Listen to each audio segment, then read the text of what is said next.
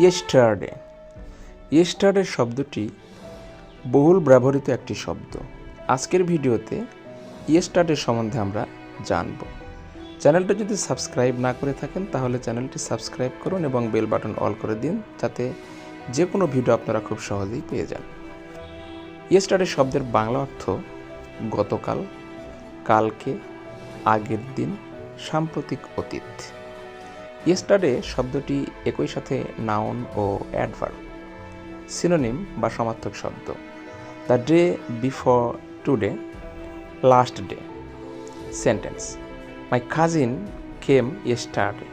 আমার চাচাতো ভাই গতকাল এসেছিল।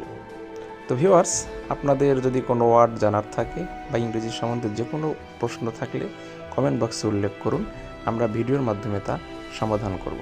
ধন্যবাদ।